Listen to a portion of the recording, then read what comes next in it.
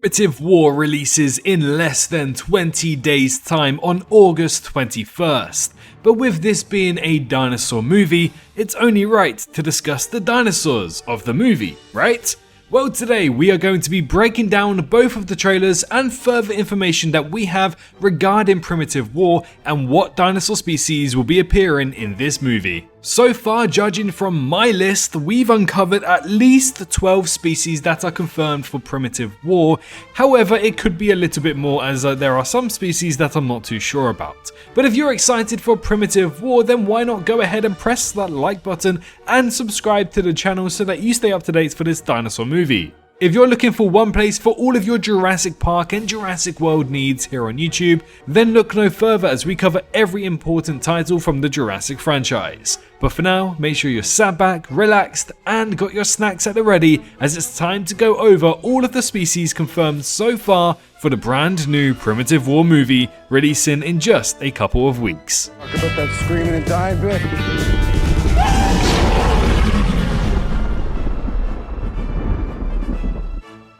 Heading first for our list in today's video would be the Quetzalcoatlus. This was the largest flying reptile of all time to take to the skies on planet Earth. And whilst we did get to see it in Jurassic World Dominion and Jurassic World Rebirth recently this summer, we get to see it once again in Primitive War, albeit with a different design than to the Jurassic franchise. Taking a look at it, it certainly looks a little bit different, and honestly, I kind of like it. It doesn't look like the InGen creation nor the Biosyn creation from the Jurassic franchise, but it looks like its own personal model. It's very nice, it's very well put together, and it has a decent amount of fur. Not too much to be annoying, but enough to also stay accurate to the representation of this creature. Now, we don't just get to see one Quetzalcoatlus, but we get to see many Quetzalcoatluses in the field. And honestly, this scene, the CGI, I don't know if it's the CGI or the idea of the shot, but it just seems a little bit unrealistic. And now that I think about it, I think it might just be the idea of the shot.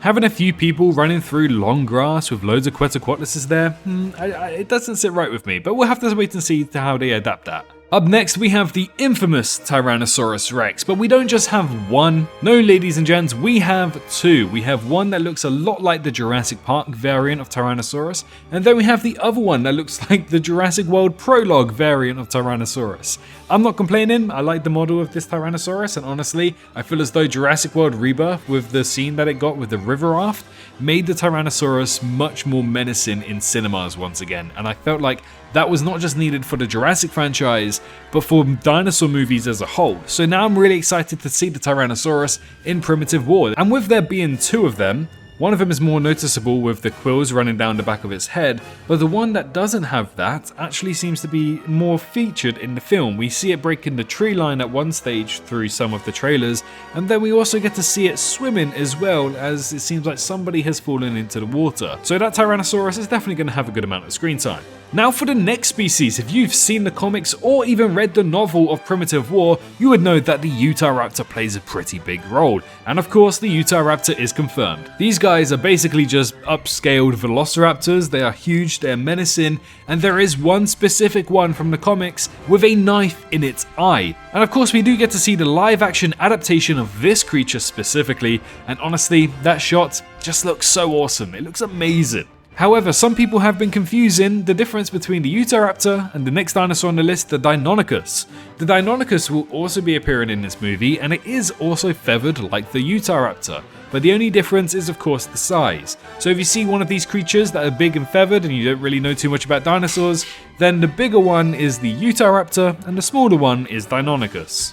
Keeping on the theme of the carnivores of the franchise, we also get to see Spinosaurus. Now, I know there were a few people telling me that this scene with the boat and the Spinosaurus is actually Caprosuchus, because Caprosuchus does appear in the comics, I believe. But because of the head shape and the fact that it looked very similar to Jurassic Park 3 Spinosaurus, I stuck with my gun saying that it was Spinosaurus, and it's nice to see it confirmed. In trailer 2, we actually get to see there's not just one Spino, but two Spinosauruses as well.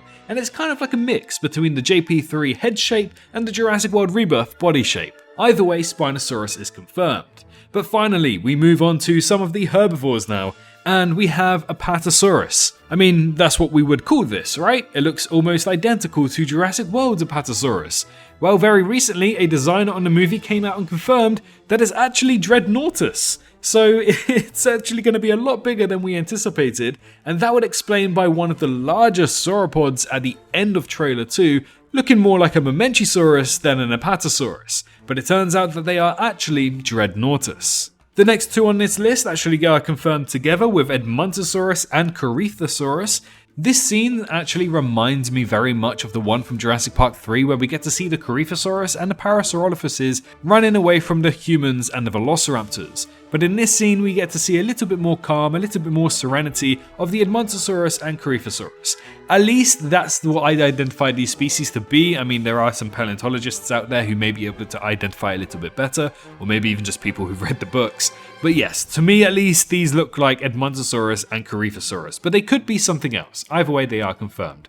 Now the next one is actually an unknown flying reptile. I could be relatively wrong here because it could just be the Quetzalcoatlus, but judging by the size that we know Quetzalcoatlus to be, it should be a lot bigger than that helicopter, and in that scene, that flying reptile looks a lot smaller than a helicopter. It might just be perspective, but it seems like there might be an unknown flying reptile added, possibly Thanatostracon, maybe even just an upscale Pteranodon. We're gonna have to wait and see.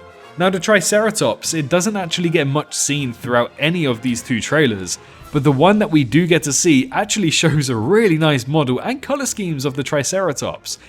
Universal, you need to take some notes on this because the colors aren't just boring and grey. This Triceratops actually stands out and it looks really, really cool.